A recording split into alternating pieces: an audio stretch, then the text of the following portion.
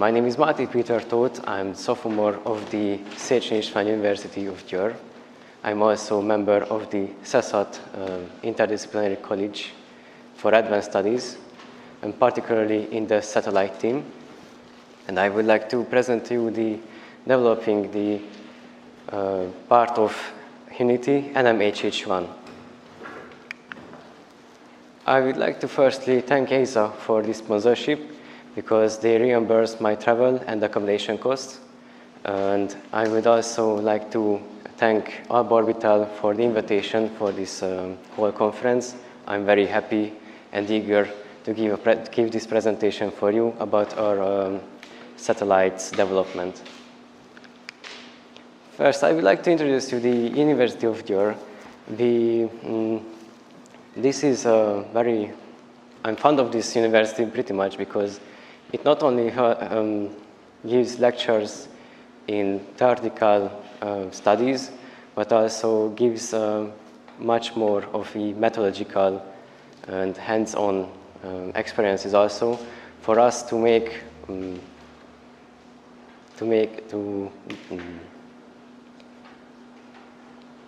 for our problems we can solve our problems on hands-on situations also. CESAT firstly became a team in 2016 or more or so. It's firstly it started as a project to make a ground station that can follow satellites, but after it, whole other projects came along, and the team never really finished that project that was firstly before. This is the satellite team now. We are consists of multiple peoples. We are mostly bachelors, and some of us are masters. We have no one working in PhD or studying in PhD. So we are pretty new in our team. Like, we have no knowledge in satellite building. This is our first project that is about satellites. But before this project, there was also another one, another opportunity, like the MRC 100, where there was BME who gave us the opportunity to give one module of the satellite to this whole bigger satellite. Like this was a bigger PocketQube satellite, in which we produced one module. This satellite was launched, and after it became clear that the module was successfully working because it was sending signals through the BME's COM module. And after that, a whole another project came into the view.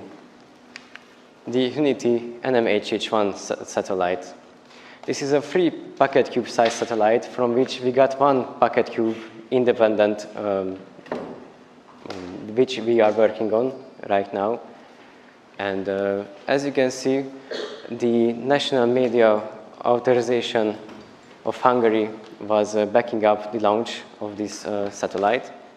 And we would also like to thank the opportunity for them, not only for BME. The original plan was to make a redundant system of the satellite. This way we can accomplish a bigger lifetime. If some microcontrollers fall out, then we can replace it with another that is already on the satellite itself.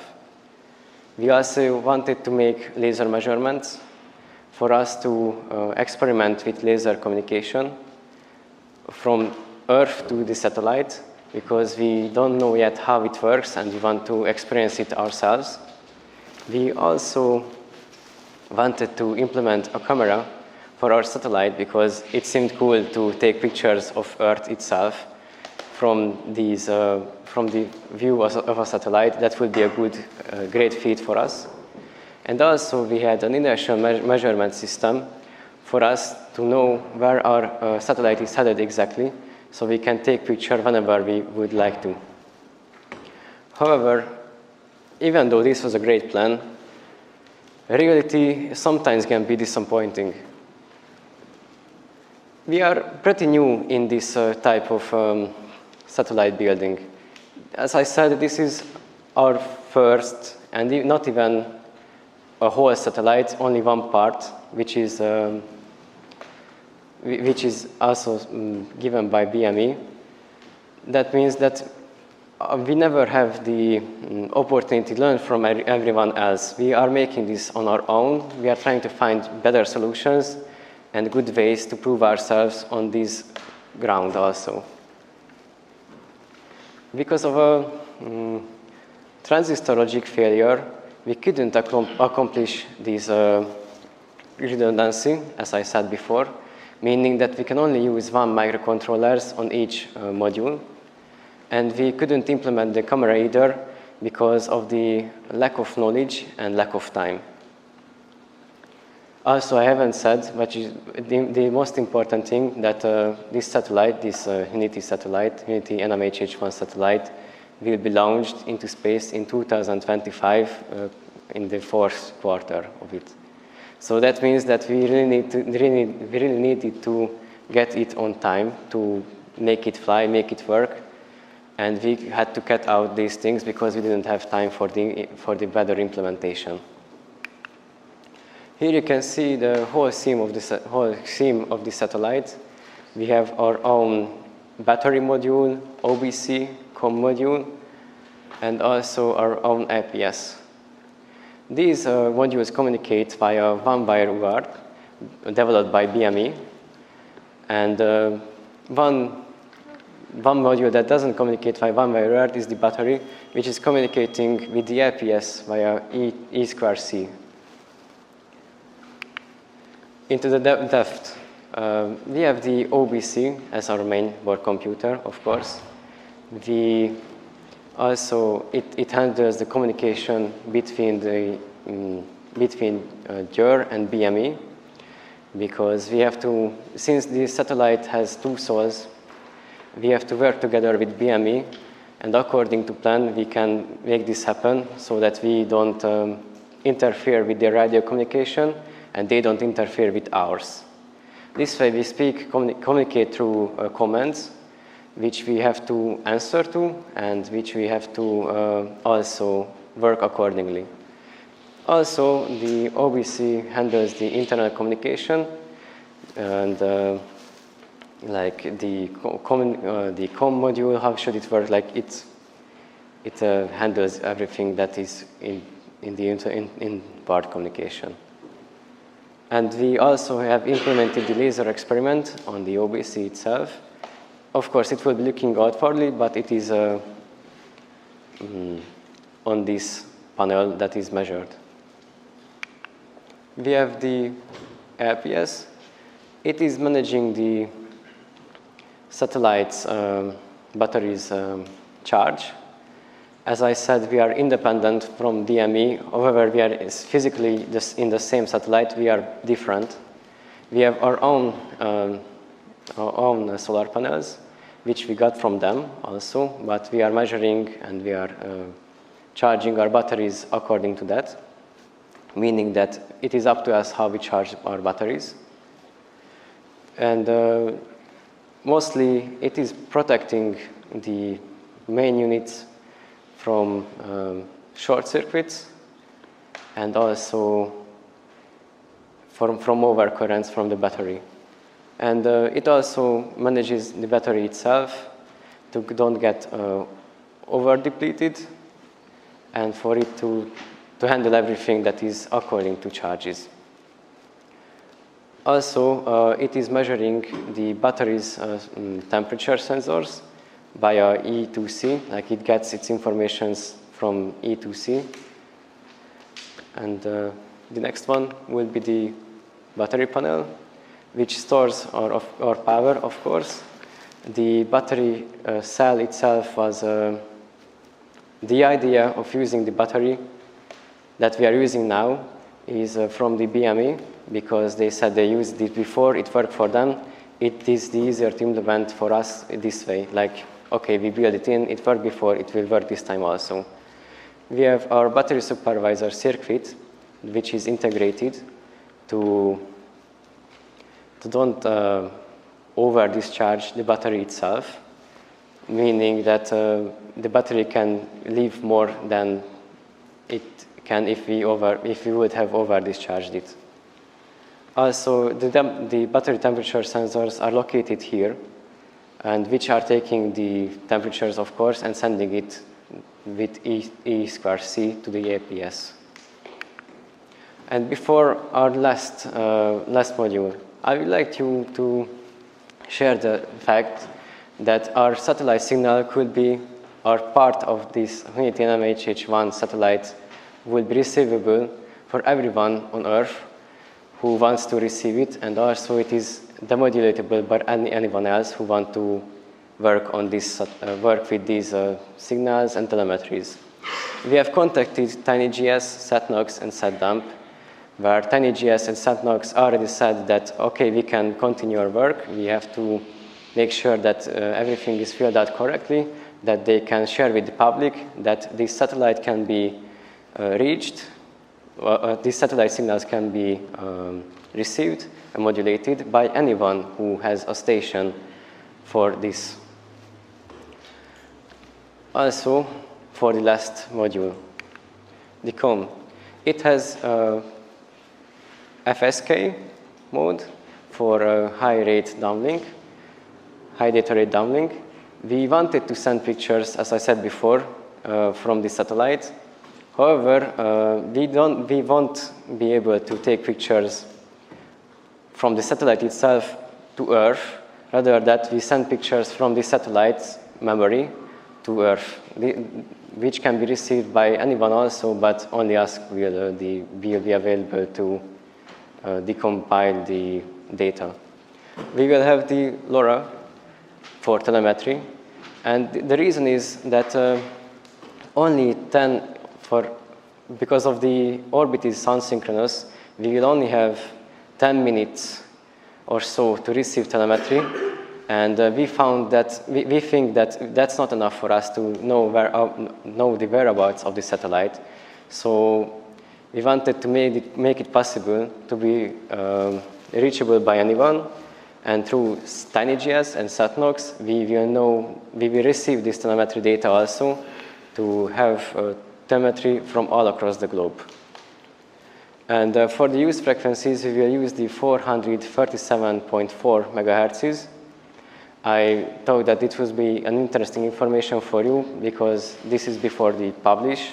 So we will publish this information after we got back because I'm working on this publishment towards TinyGS and SatNox, and this can be going without me, so I have to finish it.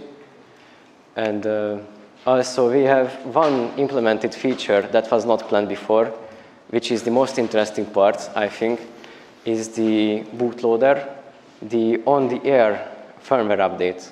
This means that after the satellite got launched in 2025 in the fourth quarter, we will be able to update the satellite's firmware from Earth into space. Both the COM module and the OBC module will be firmware updatable, meaning we have more time to finish our softwares and optimize them for better work. And why I said this bootloader is a good thing for us. As I said before, we don't have much time, like we don't have too much experience. This is our first bigger satellite project. And this way we get much more time to focus on the software after the satellite itself got to the part where it should be launched. And because the satellite will be launched in the end of 2025, we will have to send it to Alba Orbital around July or so. And after July, we couldn't work on the software if we didn't have this option to update our firmware through the air. And we also build a subflat set for optimization of the softwares we have. We have to put everything together. This way, the firmware communication can be measured, and we will also see our fixed bugs before the satellite even got launched, and we can fix it while it's on the ground. And of course, it will be also measured while the satellite itself is on the air, of course. after launch, but we can fix the main issues faster and easier. Our plans for the meantime, while I'm here, the others are working on the software optimization, as I said before. We are making the ground station optimization for us to be able to receive the signals from space, because it's not enough to receive it from TNGS and SatNOX. We also want to receive it ourselves. That will be a great thing to do.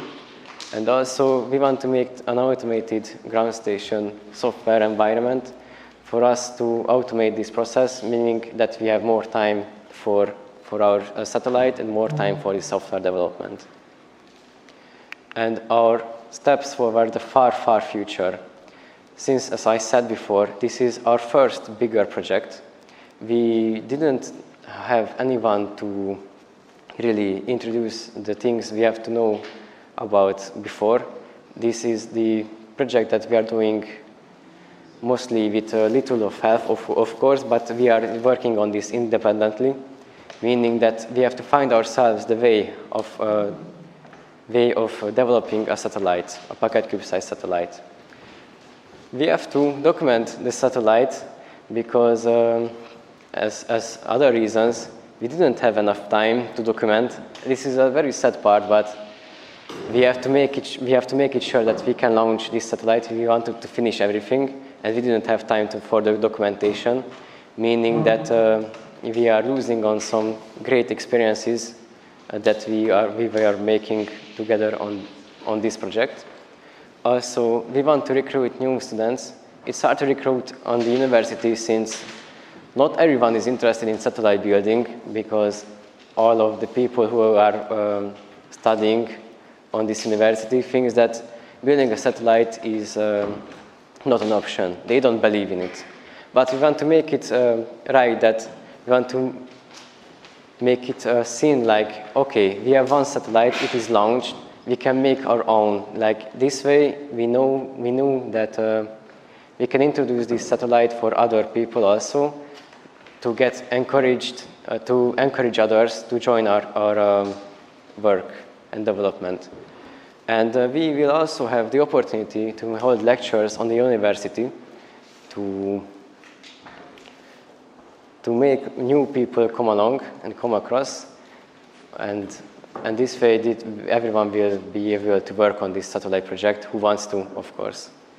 We want to hold organized trainings because we don't have those also. We are really working with each other and through Telegram. We only have time to speak through Telegram or in person, because, as I said, we have no documentation of the satellite. It is really hard to keep in touch. If someone falls out for one week, then he will be back in the development too much. So we want to organize trainings to get everyone on the same level. This way we can work on future projects also. And we also want to make satellite project simulations to get these new students and ourselves into hands-on training, which I call simulations, but this way we can do our kinds of training to make everyone be prepared for our next big step, our own satellite. And feel free to look up our Facebook or Instagram, and thank you very much for your attention.